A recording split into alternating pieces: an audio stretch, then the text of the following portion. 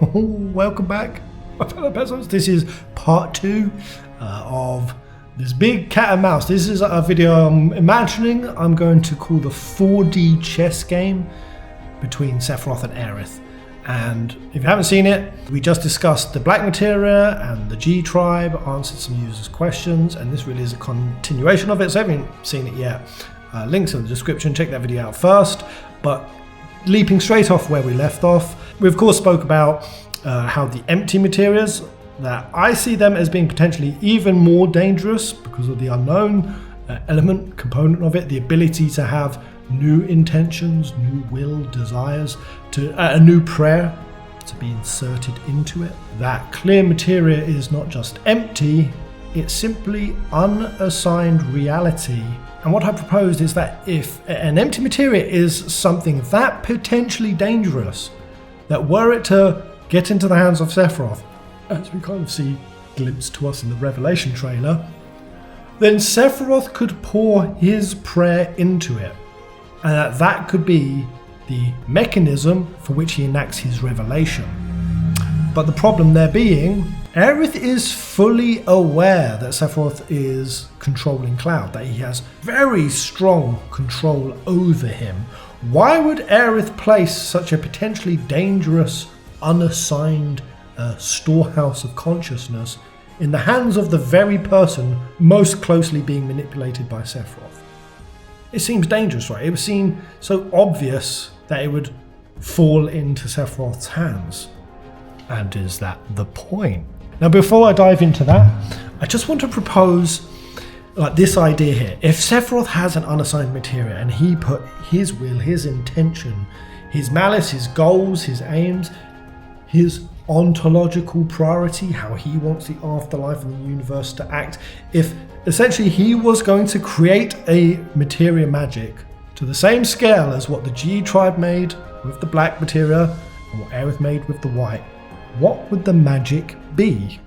The spell, of course, for the black materia is Meteor. The spell for the white materia is Holy. What spell would Sephiroth make? And I'm going to actually just go out on a limb and suggest 3. So I thought deeply about this. I called the first one Stasis. Stasis.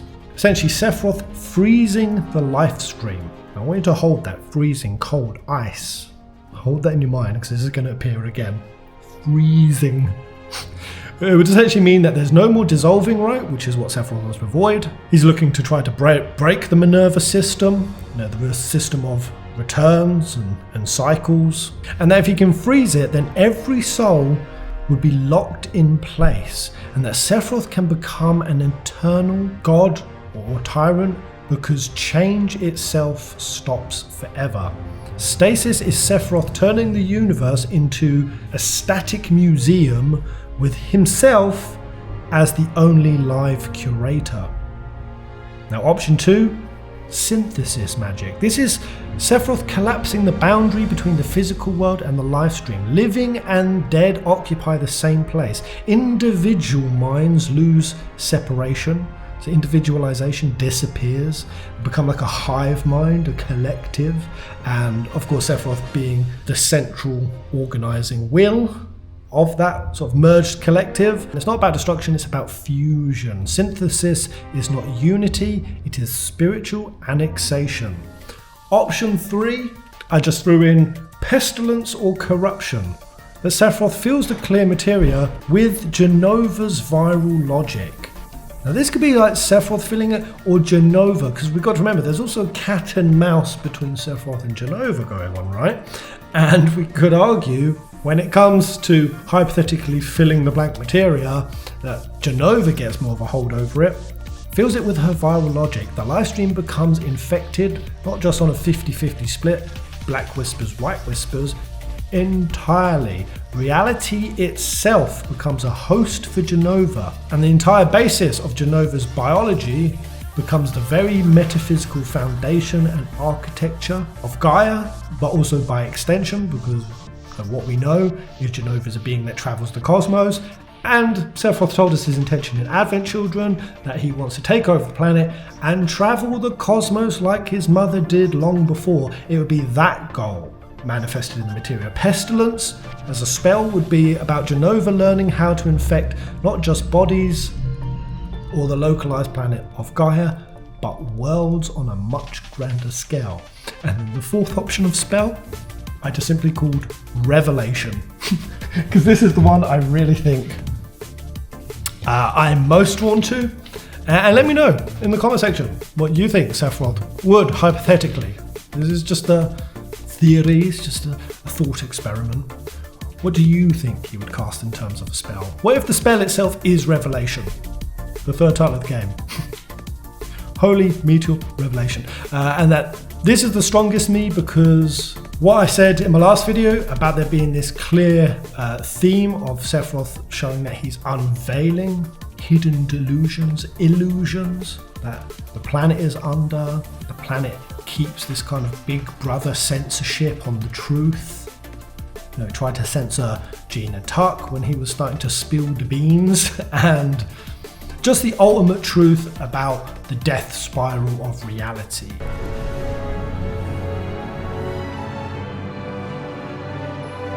However, you'll never see the truth with such clouded eyes. Shut up! That while we've come to see death as a fundamental part, and sometimes we can reconcile it as this beautiful part of reality, that's it, planetary indoctrination. That we're essentially sheeps leading ourselves to the slaughter simply because we don't know any different. And Revelation is Sephiroth unveiling that truth, and in doing so, unveiling all realities at once. Every death, every failed timeline, every doomed world, every contradiction, every hidden memory, and every suppressed grief, all at once. To show to the world this truth that Sephiroth feels only he knows. And the first person he's trying to do that with is Cloud, but of course what we see is that the Cloud doesn't see it. When Sephiroth says, "Do you hear it, Cloud?" And he says, "No, all I hear is screaming." He's disappointing, bruv. Exact quote. He says, "Disappointing, bruv." You know, and this is all in the in-between the worlds section, right? Where he's literally trying to show Cloud the nature of reality, show him the edge of creation. Like Sephiroth is the one showing him the rainbow live stream stuff and all the bridges and the branches. We see Biggs in one, Zack in another, and stamped timelines. And he's literally explaining this true nature of reality. And the fact that Cloud is already unstable from contradictory realities, that this is a state that Sephiroth has intentionally induced because, of course, before you are able to see a new truth, you need the previous one that you were under, the previous illusion, to break down. And are we not seeing Cloud in that exact space? With the Schrodinger's Aerith, yes indeed, if that is in any way Team Sephiroth and Jenova induced, being able to see the fracture in the sky, being able to see the splits of reality, being able to see Aerith dead and alive, or being trapped between that state, and it's very sinister, and Cloud's smile is sinister about it. It doesn't feel good. And yes, the devs, when they released Rebirth, one of the main titles of Rebirth was "What is fact? What is fiction?" We have throughout the game all of these themes of dreams. What do you make of this, Cloud? Is any of it real, or is it all just a fever dream? Don't even bother. That shit won't work on me. Not anymore. I've spoken about defiled consciousnesses and manas and all this stuff. The fact that Revelation is here to break down the consensus of reality, that unto itself would be a spell. And quickly on that point about dreams, right? Because in this big cat and mouse, we first get the black materia in the Temple of the Ancients, but then we learn that that was a fake, and that the real one is between worlds. And Sephiroth takes Cloud between worlds, and now Cloud has it in his pocket. Then we have the cat and mouse with the white materia. It's full in Remake. Then in Rebirth it's suddenly empty. And then it says this used to glow. Now it's empty of anything. I went back and watched the scenes earlier, and it's very strange because when Sephiroth kills Aerith and we have the iconic scene of the materia bouncing, it's full again. Then of course Cloud is appearing in Aerith's dream world, and Sephiroth is hunting her. And the big move is Aerith gives Cloud the full materia. How it got full again, I really don't know. Pushes Cloud through a portal. Cloud then wakes up in the sleeping forest, meets an Aerith who says, good to see you again. You were just with her literally 20 seconds ago. Cloud gives Aerith the white materia. She puts it behind her head. There's an activation of magic. We see her pupils dilate. It's a storehouse of consciousness, hopes, dreams, wants, memories, cognitive impressions and thoughts. The idea that she put the materia there, infused what? The very essence of holy into herself? Has Aerith made herself? The prayer of holy, did it get activated upon her death? And basically, is holy even going to show up at the end of Revelation? Is it even going to play out that same way? Is she now a living bridge of holy? Or was she just simply emptying it, reclaiming the totality of her memories and consciousness, and then giving Cloud the empty one? She hands it back to him and says, this is now yours. That doesn't belong here. Very poor form. What I think is very significant is that after Aerith died, we fight Jenova Lifeclinger. There was a big giant white orb-like materia in her chest. She had a fucking giant, it looks completely like a white materia. Now, of course, do I think that's an actual white materia? Probably not. It's probably a mimic, a hallucination, a cognitive illusion, because, of course, if we're getting it shown to us that the first black materia we came across was a counterfeit, a fake, there's everything to say this one in Jenova is actually not a real white materia. It's just either a fake or just the intention of Jenova. She's wanting to get her hands on a white materia. Her and Sephiroth's goal. That doesn't belong here. Very poor form. And I think that is very much the case because, yes, Jenova Lifeclinger appears after Aerith's death. She has a huge white materia. It feels like a counterfeit sacred object to me. A false holy, a false mother, a false life stream. Jenova does what Jenova always does. Imitates, wears faces, corrupts, mimics, and weaponizes grief. But also accidentally shows its hand, reveals its intention. Because while Jenova may be just a monster or a blasphemous imitation of salvation, did I just say blasphemous? Blasphemous? The Revelation trailer where Sephiroth's up there holding Cloud, the imagery of all the hands reaching up, it evokes the idea of salvation, right? I think the white materia in her chest is like another version of that. But what I want to break down is the spells that were cast from Jenova Lifeclinger, right? I went through them and there's 4 that stand out in particular. One of them is the Eye of Providence. Now, that suggests sort of seeing, revelation, absolute perception. What I just spoke about, seeing absolute truth, absolute reality. Sephiroth sees himself as the one who sees all. He doesn't see himself as a destroyer. He does, he sees himself as a saviour. I do think that's legitimate. I don't think when he's saying to Cloud, let's save everything, don't remember to save it, I don't think he's faking. That's just genuinely how he sees it, because he thinks he's an observer of truth, an author of fact in the what is fact and fiction. The being, therefore, with the most clarity is the one who should dictate reality, how it should operate. The eye is the fantasy of perfect perception. Sephiroth does not want to live inside reality with the rest of humanity because he sees them as deluded. He wants to stand outside of it and look down. Like in the Revelation trailer. Looking down upon us, the viewer. He looks and flashes on his eyes. The Eye of Providence. And I think the imagery of him being separate from all of his adoring worshippers, the black robes reaching for him, the separation, I think, is also visually and thematically important. That the only person he's allowed closer to him than the rest of humanity is Cloud. And then we see the imagery in Revelation, do we not, of Sephiroth holding Cloud's face and holding his hand. It's very intimate. The relationship has fundamentally changed there. He actually offers his hand out to Cloud now. I think that's very different from OG, right? Cloud was once relegated, like the rest of humanity, how Sephiroth still sees them, as this thing he wants to separate himself from. But we're now seeing a flip side where he's allowing Cloud closer to him. To essentially, I think, be like the right hand of God. Let us defy destiny together.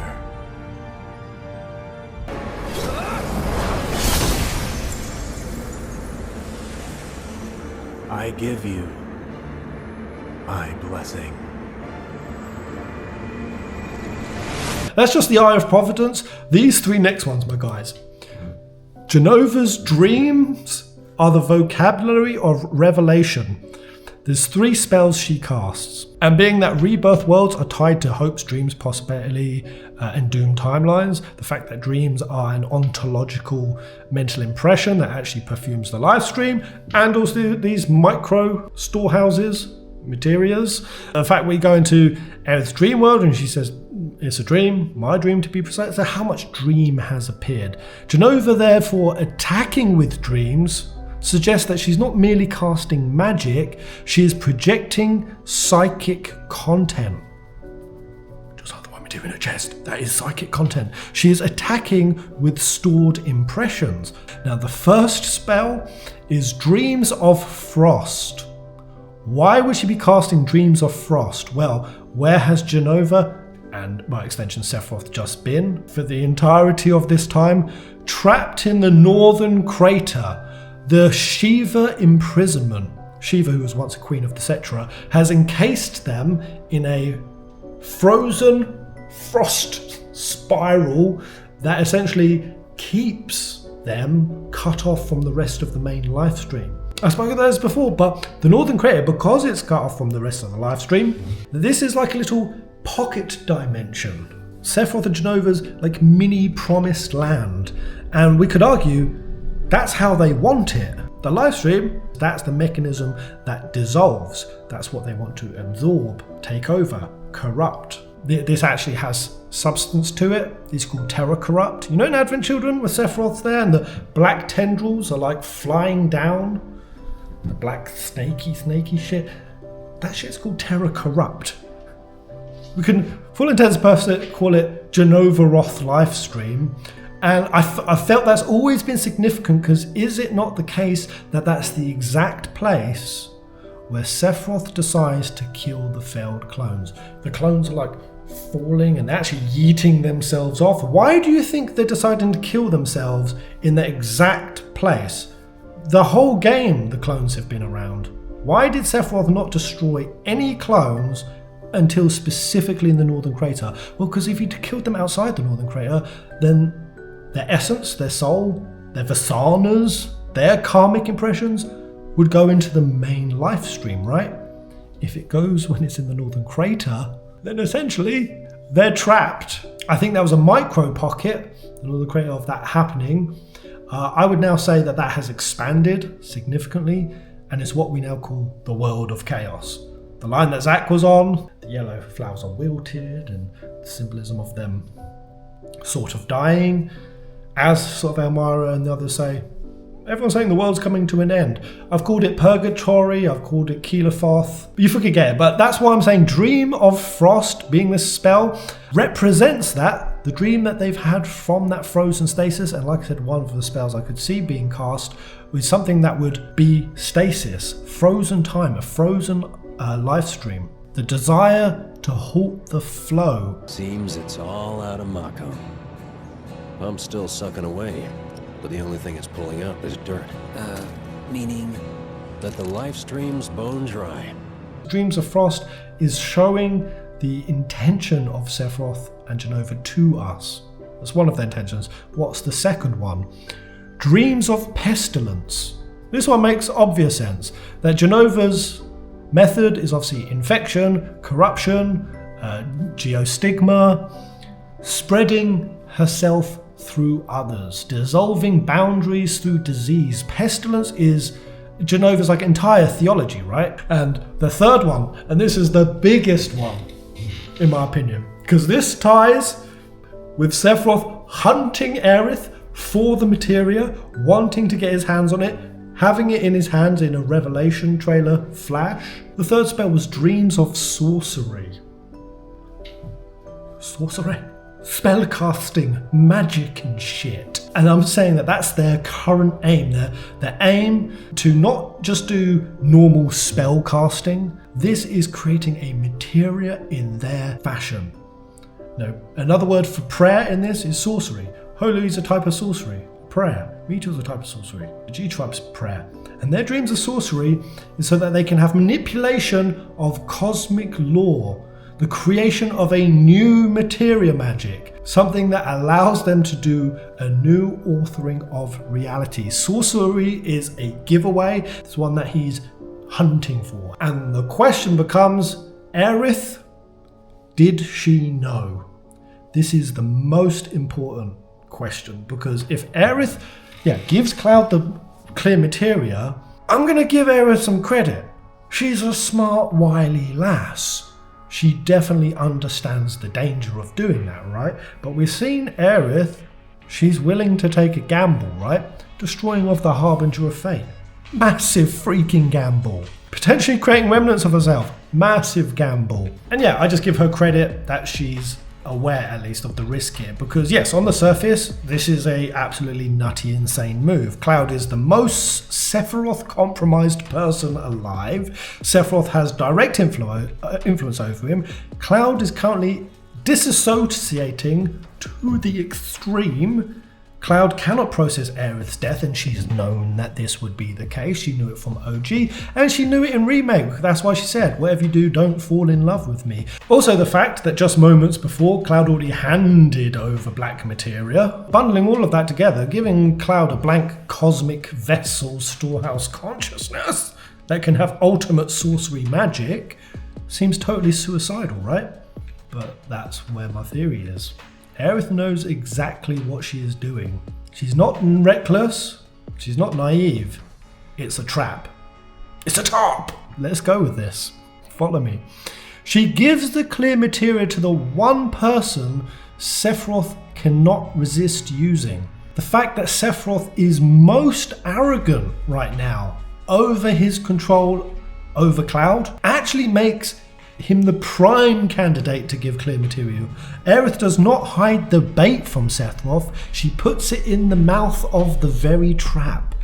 Why Cloud? Because Sephiroth obsesses over Cloud. Sephiroth needs Cloud as a vessel. Cloud is spiritually unstable enough to bridge worlds. Cloud would be the most tempting because he is the one that bridges Sephiroth's ontological precarious situation, right? Sephiroth is only as real in reality as Cloud ultimately allows him to be.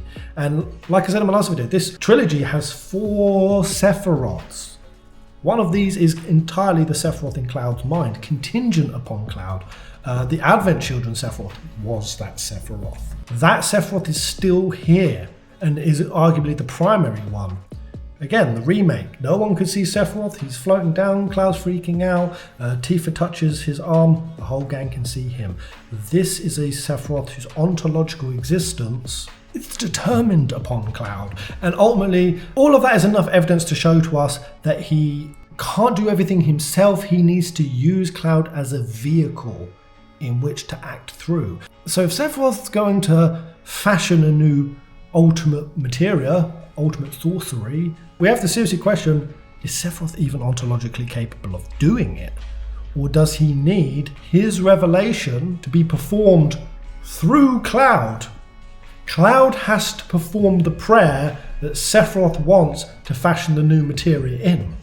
And that's why he has to go to this level to win over Cloud's ideology. He's not able to do it with such blunt, brute force. Of course, if Sephiroth could, he would. But we're seeing that Sephiroth's having to sow this really long, convoluted, complex game of moulding Cloud's mind and his ideology. He has to be doing it for a reason. And is it for this material reason? Is it part of the reason that Cloud can hold many contradictions in his mind? Aerith alive, Aerith dead, Zack gone, Zack present, black materia forgotten, black materia possessed, the self, the puppet, the memory, the delusion. Cloud is the only person whose mind is already shaped like a battlefield. Cloud's mind is just like the war between the black and the white whispers, conflicting realities of delusion and truth, death and life, intense hate and love. Cloud is like a mix of all of these polarities. And what I'm suggesting is Cloud is not chosen by Sephiroth, but also not Aerith because he is stable. He is chosen because he is the only human broken in the exact current shape of the universe. Aerith isn't just giving Cloud a vacant keepsake, she is handing him the unwritten next stage of reality. Okay, we're hitting the home straight now. Stay with me, boys and girls, choker bros, choker hoes. The home run of the homecoming. It's not death, it's a homecoming. This linguistic warfare is massive. It's a phrase repeated by Sephiroth that is now being picked up by Cloud. The core interpretation is that this phrase is not comfort, it is programming. Sephiroth uses it to sanitize death, reframe murder as return, turn apocalypse into spiritual reunion. If death is just a homecoming, then mass death becomes mercy, right? This prepares Cloud to accept planetary destruction as salvation. He just needs Cloud to stop recognizing it as murder. Fucking clever! Sephiroth, I don't think that's a pawn move. We've already done the pawn moves. That's him. He's moved the bishop. Bishop to b9. The ultimate manifestation of that ideology adopted is him not accepting or processing Aerith's deaths. It becomes an emergency psychological bridge. His mind uses that language of a homecoming to avoid collapse. He doesn't accept Aerith as being dead, and that build-up ultimately creates Schrodinger's Aerith. The rest of the gang sees her as dead, Cloud's the only one who sees her as alive, he's smiling about it.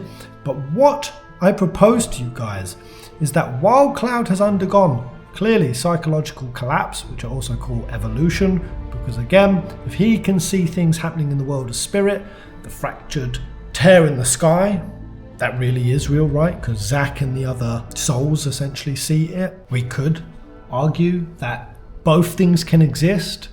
The fact that I don't think Aerith is fake, that's not a fake ghost of Aerith, I'm pretty convinced of it. The more when I look at that Rebirth scene, it's clear that is really Aerith. Naniki's the biggest giveaway of it, right? Aerith goes near him, he lifts his head and he senses Aerith. He says her name. Now, I'm going to trust Red's bestial instinct on this, because if that was, as some people have asked me to talk about, is that just Jenova disguising herself as Aerith? This is a tactic that Jenova has used in the past. Remember even an OG who said, oh, the way that Jenova beat the Cetra was it disguised itself as dead loved ones. And yes, we could argue that Jenova can mimic so profoundly accurately that it could deceive Red's senses. But I just don't think so, because we then have the off-camera stuff, right? The tiny Bronco flies away and we're just left there with Aerith. I just think there's too much supporting evidence that it is really real Aerith. But what I want to propose to you guys is, if we know Cloud, who struggles with death, and that balancing this contradiction with the rest of the gang, this is so vital, guys, this is huge. The gang, Tifa, Barrett, the others who are already deeply concerned about Cloud being a psycho, basically. Do you think that Aerith would show herself to Cloud if there wasn't a reason for doing so? Just because Cloud, for whatever reason, is able to see Ghost Aerith, that doesn't substantiate that if it is real Aerith, why would she do it? Why would she not hide from him, stay dead, remove herself? Why would she open her eyes? Why would she intentionally appear to him, speak to him, smile at him, interact? If she wanted, she could withdraw. Now, if this was a purely harmful thing, she would not risk doing something like that were it not for a purpose. This means she must be cultivating something intentionally. And this is the big idea, that Sephiroth plants the phrase, it's not death, it's a homecoming, as a leash to tether Cloud to whitewash and sanitize the goals that Sephiroth ultimately wants to enact. But Aerith knowing that Sephiroth would do that, plays along and turns the leash into armor. So final chapter, guys. Is Aerith cultivating intentionally Cloud's denial? This would be a psychological masterstroke. This would be bishop to b9, but she's just moved the queen right down the board. She stuck Sephiroth in checkmate with this move right here. But the deeper theory here is that Sephiroth's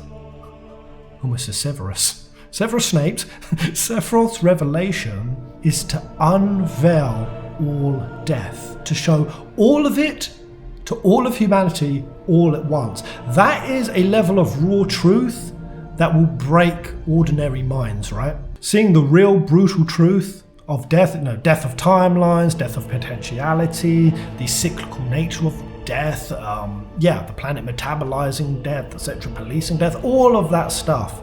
Sephiroth's going to try to use that to break humanity's mind and change how they see death. But you're not seeing the connection. Cloud's problem is he can't accept death. So that may actually become his shield. Cloud can hold a contradiction without instantly collapsing. What if we actually say what we think is Cloud's greatest weakness is his strength? Cloud is a contradicted, conflicted mind. Though he contains all of these complete and crazy delusions, he keeps moving forward anyway, does he not? So Cloud can hold Aerith is dead, but also Aerith is here. He has a paradox tolerance that could be the only defense against Sephiroth's revelations. Cloud's denial is pathological in a normal world, but Rebirth is no longer normal. In a universe where multiple deaths and multiple worlds are real, denial could actually be closer to metaphysical resistance.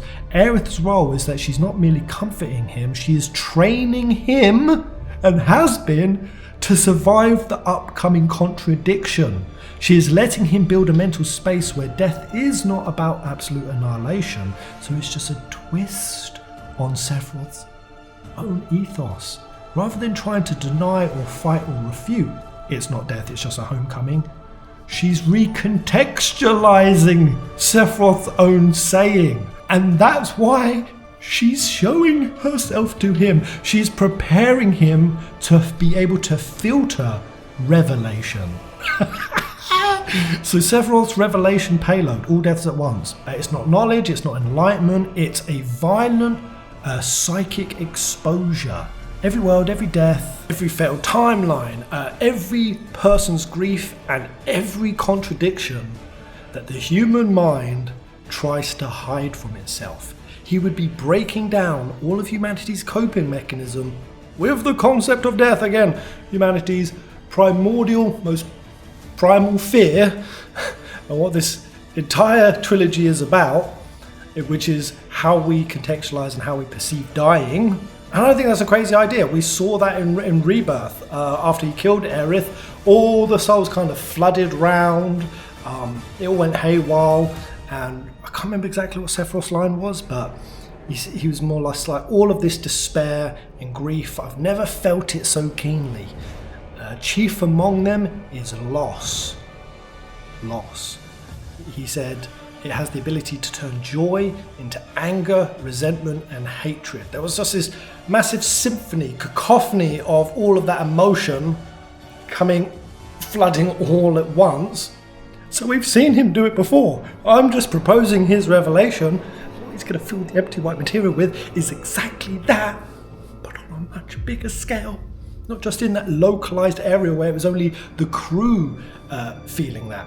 And as he was saying, it turns joy into hate. Flashing on the characters' faces, you had Yuffie gritting her teeth. Barrett was furious. Nanaki snarling. The flooding of all of that emotion. Why would this work so effectively? Because it would break humanity. The human mind needs stable reality. Death is something that we can only really process through time and in small doses. Too much death is enough to collapse a person's mind. I mean, we've literally seen it with Cloud, which also makes him most prime chief candidate because he's experienced it with the burning of Nibelheim. It also makes some of our other characters really primed to be able to handle it because they've been through it before. But for the rest of humanity, it would break them because grief is usually only survivable because it arrives in small sequences. And if Sephiroth's revelation removes that sequence, it completely would shatter the narrative.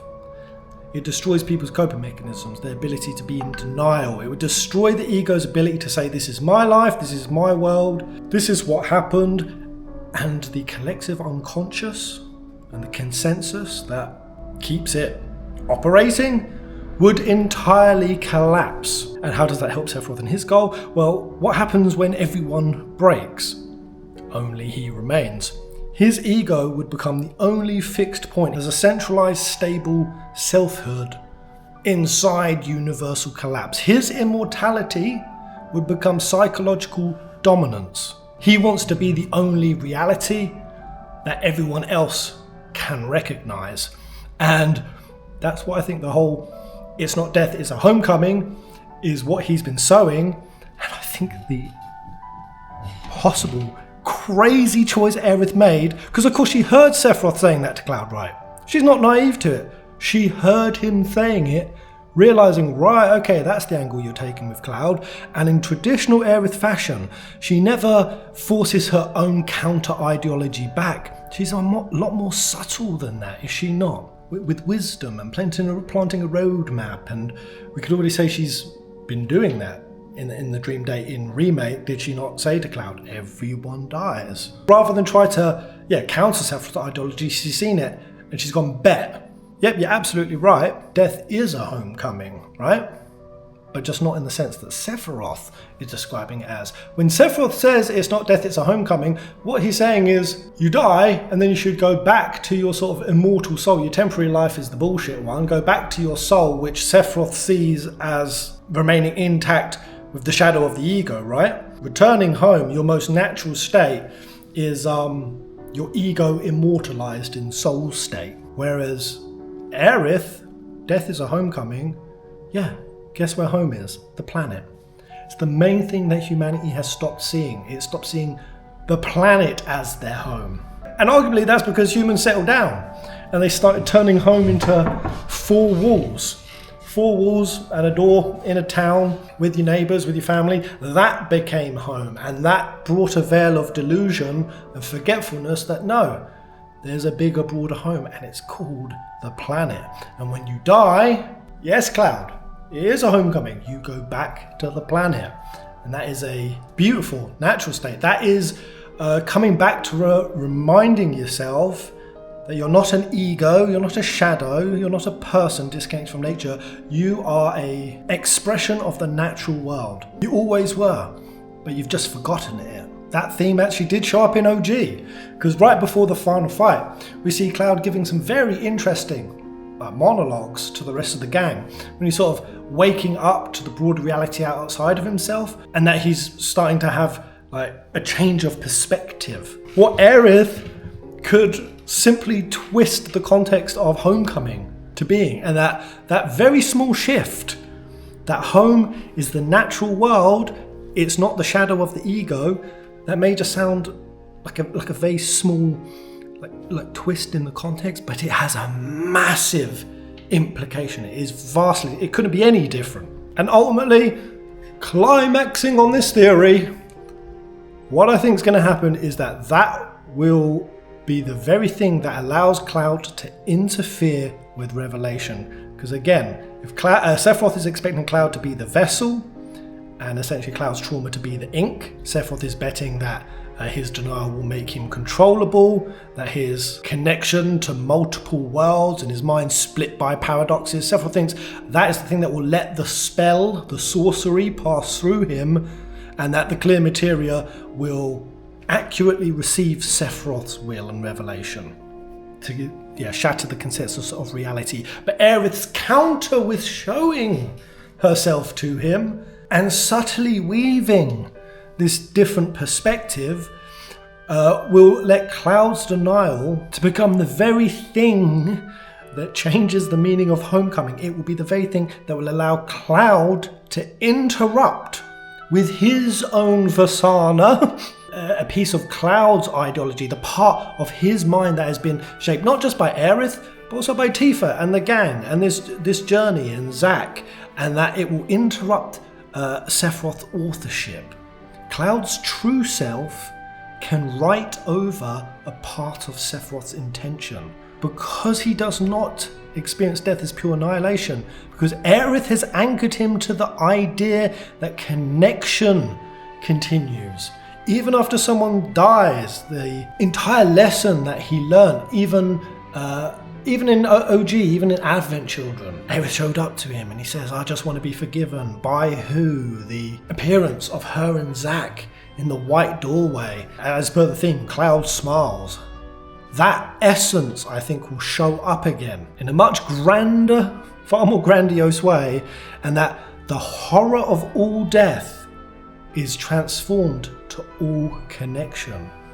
Revelation still happens, but its meaning changes. The spell is not stopped, it's translated.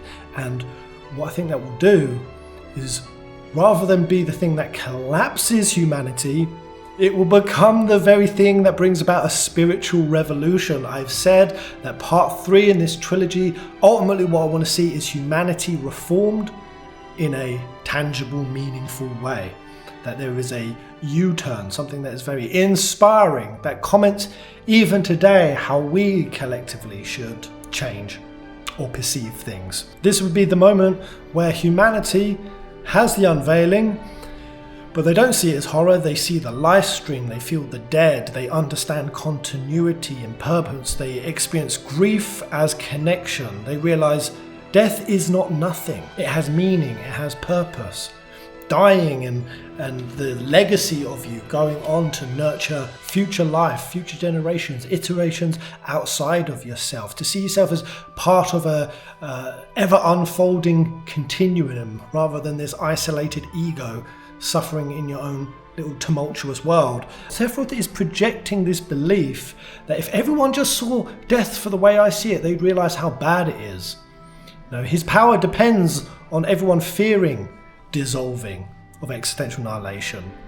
His power relies on thinking that everyone fears their ego dying, or that every human believes the ego is all that constitutes what they are, that there isn't an intrinsic divinity that is outside of the ego and the self-construct. And in a really cool, metaphysical, nutty, crazy way, the ending is that the collective rejects his interpretation. The clear materia is not filled with domination, it gets filled with compassionate continuity. That the planet is our home and something that we need to collectively cultivate and be responsible caretakers and guardians of. Oh my god, this would be such a good ending. Square, let me write the ending.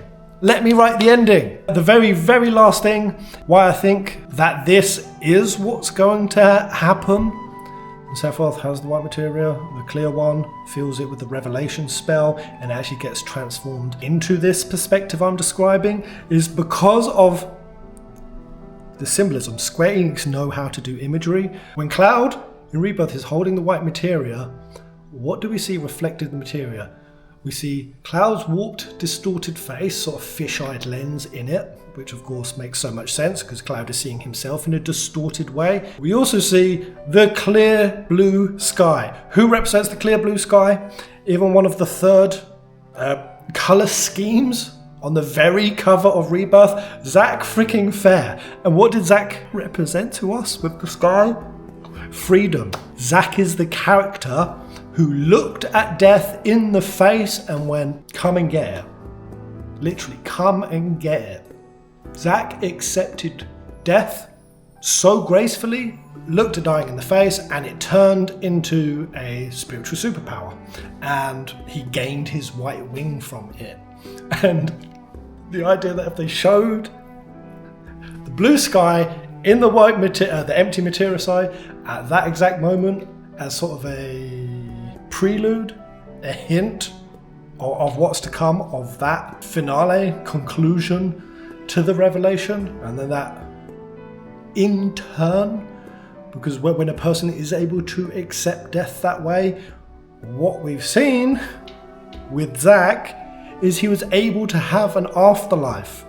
He was allowed as one of the very few beings, not because he had Cetra blood in him, Zack was allowed to be in the afterlife because the state in which he died was so pure and accepting, right? That it wasn't going to infect the life stream. We could say that just like the G tribe, the planet would allow them in if they weren't going to be a serious risk of contamination and infection. It is arguably only the case that the reason why Black Whispers and souls that are steeped in hate and spite, the reason why they're kept from going into the life stream and have it is because it's a contamination event on a storehouse of consciousness. What I'm saying is, and what it always comes back to, just like, Rengoku in Demon Slayer. There's two characters in all of fantasy and anime history, Rengoku and Zack Fair. These are the two beings that you most want to be like in life. Not sure what kind of person you're showing up like, not entirely sure how to guide you, be like Rengoku and Zack. I would be more than happy for that to be the final message of the entire story, just be like Zack. But you get what I'm saying, right? The clear blue sky, the acceptance of dying, the honouring of freedom, that could be the very mechanism of spiritual revolution. That Cloud is able to seed in to Sephiroth's revelation because he's trying to do it through Cloud, and Aerith played an insane game of 4D chess to prepare the only person who was fractured enough in the mind to be able to come to the reconciliation. The very fracture that exists within Cloud's mind exists within the life stream. To say that the mending of that fracture that occurs for Cloud could be extrapolated with the blank materia, the revelation spell, onto the collective, it would be epic. Oh my god, that'd be so good. Anyway, these videos have been long enough. I hope you enjoyed them. Let me know your thoughts in the comment section below. I'm gonna go have a shower. It's so hot.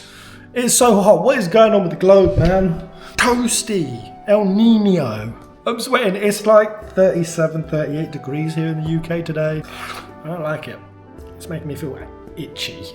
I'm itchy anyway, guys. I'll see you later. Ta-ta!